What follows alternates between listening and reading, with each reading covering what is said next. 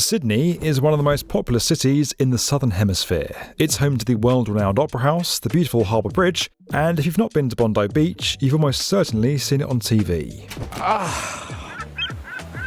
Nearly 40 million people travelled through the harbour city's main airport last year. And can you blame them? The good news for Tourism Australia is that more and more people are expected to travel to and from Sydney in the coming years. The city's overall population could climb from 5 to 7 million people. Just don't tell the current residents. All of that points to a city that's doing pretty well for itself. But there's one rather alarming catch. Sydney Airport can't cope. And with the threat of serious overwhelming at the city's biggest aviation port, a big expensive fix to the problem is currently under construction.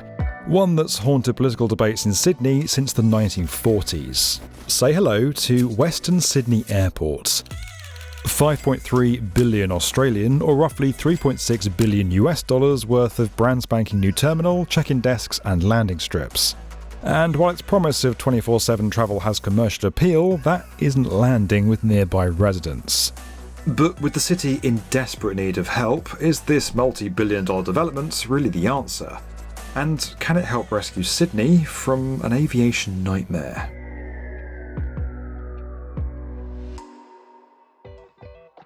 Sydney's airport is a true veteran. Founded in 1919, it's one of the oldest in the world, and its hangars have had a bit more than just a lick of paint since the 1990s. There have been several renovations over the years. Notably, $425 million was thrown at increasing capacity in the lead up to the 2000 Sydney Olympics. The existing terminals were extended and refurbished, and new rail tunnels were constructed using a tunnel boring machine like this. But while all of this was going on, you couldn't exactly shut down the city's key airports. The answer was the development of a steel and concrete structure that was quicker to install and meant less time on site. It also required fewer towering cranes, which are pretty difficult to use on an airport. It's clear that various challenges have been navigated at Sydney Airport over the years. But it does have one pretty significant limiting factor, and it's this. On one side is Botany Bay, and the remainder of the footprint is surrounded by housing thanks to various suburbs. There's no room for expansion, and all that housing leads to flight path issues. Residents living nearby haven't been too impressed with planes flying over their homes at all hours. And so, much like a teenager that has school in the morning, the airport now has a curfew every night from 11 PM to 6 AM thanks to an act passed in 1995. The problem is that overnight flights are becoming pretty industry standard for a lot of major operators. And without metaphorically flipping the bird to the nearby suburbs, Sydney Airport is kinda stuck between the sea and a hard place. It's nearing capacity, meaning without help, Sydney's aviation dilemma is only going to get worse, potentially setting up a breakdown in the humming engine behind Australia's economy. This airport moves over 500,000 metric tonnes of imports and exports every year, along with countless workers and business people who've grown the Southeast Pacific into a hub for tech and business. In fact, for the last 30 plus years, the richest Australians have been building massive generational wealth and funneling a portion of it into a growing asset class: fine art. According to a Deloitte estimate last year, the overall art and collectibles wealth held by ultra-high net worth individuals across the globe could hit nearly $2.9 trillion by 2026, and you can be a part of it.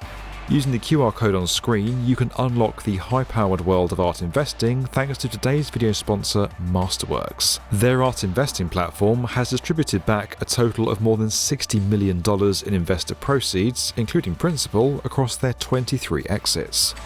Right now, low prices in the art market are demonstrating a rare entry opportunity. Masterworks recently posted another profitable return from selling a Basquiat painting for $8 million earlier this year. And with paintings typically ranging from $500,000 to $20 million, shares sometimes sell out in minutes. But since so many of the B1M subscribers have signed on so far, you can skip the waitlist and start investing today with the QR code on screen, the link in the description, or by heading to masterworks.art/B1M. Now, let's get back to the skies above Sydney. Thankfully, there's an answer to the city's air travel problems. Western Sydney Airport, known as WSI, or Nancy Bird Walton after the pioneering Australian aviator. And it's found here, around 30 miles west of the city's central business district and Sydney Airport. Eventually, it'll welcome a staggering 82 million passengers a year. But before that, construction needs to be finished. And can you believe that some of the first workers on site back in 2018 turned up purely for food and a good time? Herds of sheep and cattle were needed to help clear the nearby 1,800 hectares of bushland, an area twice the size of Sydney Airport. This has been one of the biggest earth-moving projects in Australia's history. 26 million cubic metres of soil and rock have been shifted to level the site using 300 pieces of machinery. Now, to put that into context, the world's tallest building is the Burj Khalifa. The amount of concrete poured for that amounted to an impressive 330,000 cubic metres, just over 1% of the amount of ground moved for the WSI site. With all that hard graft out the way, the fun bit could begin. Contractors started laying the runway, taxiways and apron areas. Obviously, it's crucial that this infrastructure can withstand the load it's facing, with planes full of people landing and taking off here from 2026. It's why 4.5 million tonnes of high-quality crushed sandstone have been laid under the surface to provide a stable foundation. The runway itself is 3.7 kilometres long, and in time, a second runway of the same size is going to be added. It'll run parallel on the other side of the terminal. Now, you might be wondering why there's no intersecting path, a runway passing through the current landing strip in case of variable winds. And that is where years of waiting for a site has paid off.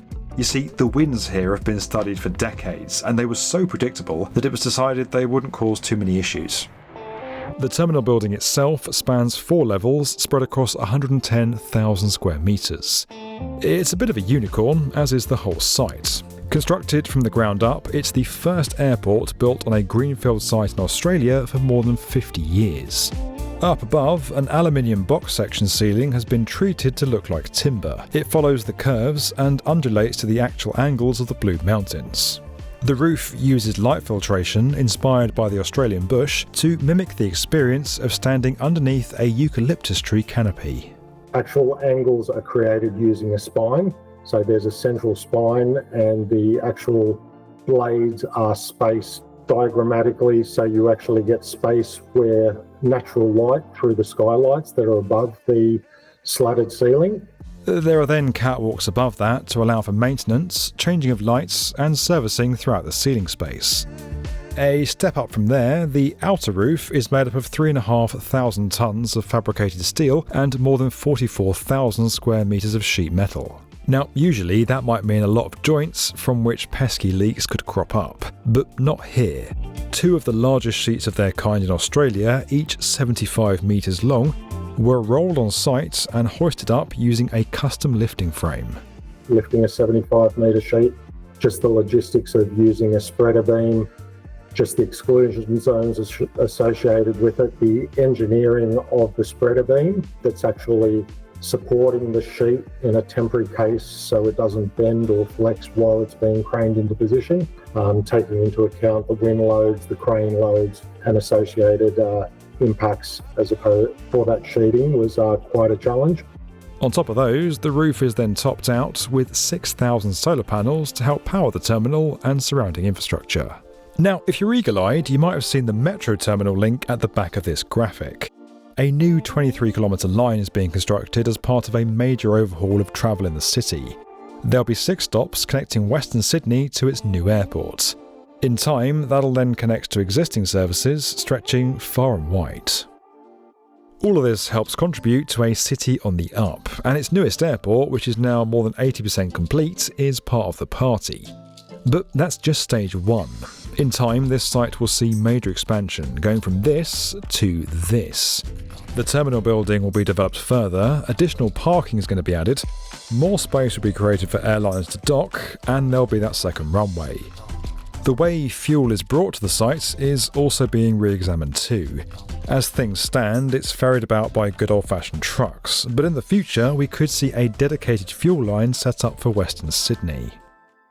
All of this will come, but patience is needed. Going hell for leather and doing it all at once risks opening a huge travel port ready for nearly 100 million people, but with demand starting at only 10 million. And that will become extortionately expensive. Of course, a flashy new airport of this size will never sit well with everyone. Western Sydney Airport will operate 24/7, and residents nearby have voiced concerns about the potential flight paths. There are worries about the World Heritage status of the Blue Mountains too, something the WSI team isn't too concerned about. Those aerial routes aren't confirmed yet, so we'll have to see what happens. In the meantime, construction will plough on. A plane has now landed on the runway for the first time, and further tests will continue over the next year and a half. And while with each passing day we're nearing that grand opening, it's been a long and expensive journey to get here. Well, we've got crane drivers, multiplex crane drivers that grew up as they're in their 50s and 50 years old, and they grew up as a kid hearing about an airport.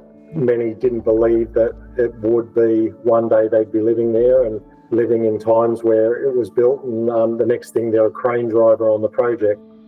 The Badgerys Creek site was proposed way back in 1986. It wasn't until it was put forward again 28 years later that it was finally given the green light. But massive strides have been made. A first international operator, Singapore Airlines, has agreed a deal to fly to and from WSI. And after a lifetime of waiting, Sydney's hero is nearly here. The answer to its aviation nightmare. This video was sponsored by Masterworks. You can learn more about that at the link below. Don't forget that we're inspiring the next generation of builders through our investment into BrickBorrow, a fantastic LEGO subscription service. You can learn more and get started today over at brickborrow.com. And as always guys, if you enjoyed this video and you want to get more from the definitive video channel for construction, make sure you're subscribed to the B1M.